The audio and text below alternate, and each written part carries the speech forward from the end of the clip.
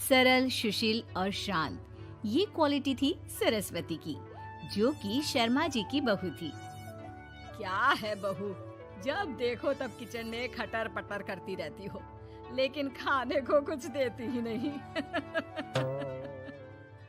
कैसी बात कर रही हो पीयूष की अम्मा? सुबह से 4 कप चाय, 2 बार नाश्ता और इतनी सारी बहू के हाथ की नमकीन तो खा चुकी हो, फिर भी ऐसा बोल रही हो? अरे कुछ तो डरो ऊपर वाले से। तभी वहाँ पीयूष आ जाता है। क्या है सरस्वती, इतनी देर लगती है क्या टिफिन बनाने में? एक काम है घर का तुम्हारे पास, वो भी नहीं कर पाती हो वक्त पर।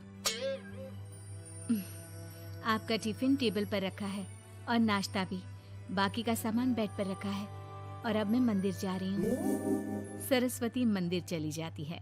उसके जाने के बाद घर में, यार माँ कैसी गवाह लड़के से शादी करा दिया है। मंदिर, पूजा, किचन और सास ससुर के सिवा इसे कुछ दिखता ही नहीं है कि कैसे खुद को स्मार्ट बनाकर रहना होता है, कैसे लोगों से जुड़ना है, बातें करनी है, ऐश करना है। अरे पैसा बचाओ, पैसा बचाओ, और कुछ आता ही नहीं इस लड़की को।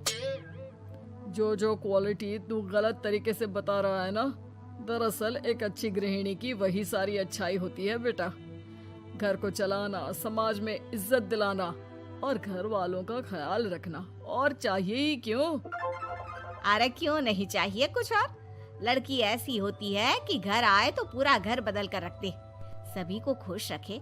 लेकिन बहू के अंदर तो ये सारी क्वालिटी है ही नहीं। अरे खुश तो उन्हें रखा जाता है जो खुश रहना जानते हैं। तुम लोगों को तो कोई खुश नहीं कर सकता। पिताजी, अब आप ही लोग सोचिए, क्योंकि मैं किसी और से शादी करना चाहता हूँ। आप लोगों को बहू के साथ रहना है या मेरे साथ? क्योंकि मैं अब इसके साथ नहीं रह सकता। मैं बहू को नहीं छोड़ सकता। उसके मरते पिता को मैंने वादा किया था कि मैं उसे बेटी बनाकर रखूंगा। तो ठीक है ना माँ, तैयार कर ले अपना सामान, हम दोनों किसी और घर में रहने चलेंगे तेरी नई बहू के साथ। अरे हाँ बेटा, वही ठीक है, लेकिन मैं तेरे पिता के बिना भी तो नहीं रह सकती।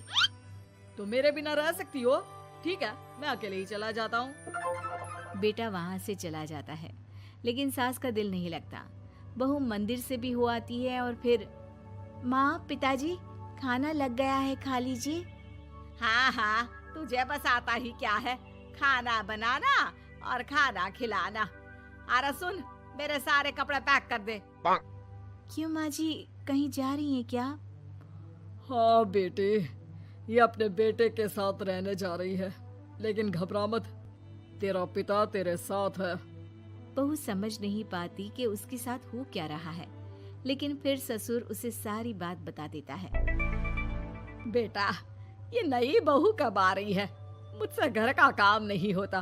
वैसे भी तेरी पहली निकम्मी बीवी ने मुझे किसी काम का नहीं छोड़ा।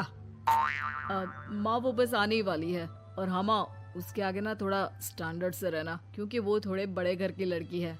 उसका एक स्वैग है, स्वैग।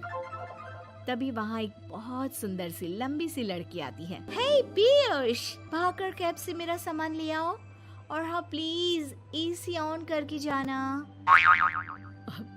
रीमा, ये मेरी माँ है। तुम चाहती थी ना कि मेरी माँ हम लोगों के साथ रहे। हेलो आंटी जी, हम लोग ना जल्दी शादी कर लेंगे, फिर मेरी जैसी टॉप लड़की आपको अच्छी बोलेगी। एक्साइटेड होंगी ना आप? पर नो इश्यू। पीयूष, सामान ले आओ ना, एंड आंटी आप पानी ले आइए प्लीज। माँ को तो समझ में ही नहीं आता कि वो क्या करे। वो बहू के लिए पानी लेकर आती है तो उसका पैर पर्दे में फंस जाता है और वो गिर जाती है।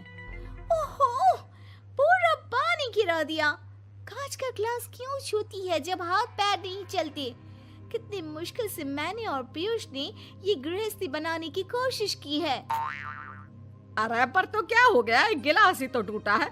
अपने घर में तो रोज एक तोड़ती हूँ, लेकिन मजाल है सरस्वती कुछ कहे। और हाँ, मैं पानी वानी नहीं पिलाने वाली, मुझे ऐसी कोई आदत नहीं है। बहू हो, बहू की तरह रहो, समझी? तभी वहाँ पीयूष आ जाता है, जिसे देख रीमा रोने लगती है। देख लो अपनी माँ को, कैसी खरी खोटी सुना रही है।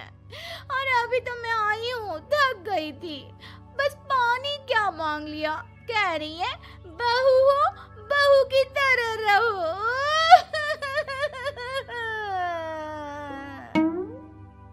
अरे यार माँ, समझा कर लाया था ना कि कैसे रहना है। माँ ऐसा करोगी तो मैं भी नहीं रख पाऊंगा तुमको हमारे साथ। वैसे भी आप ये समझो कि रीमा ने खुद कहा था कि माँ को साथ रखना।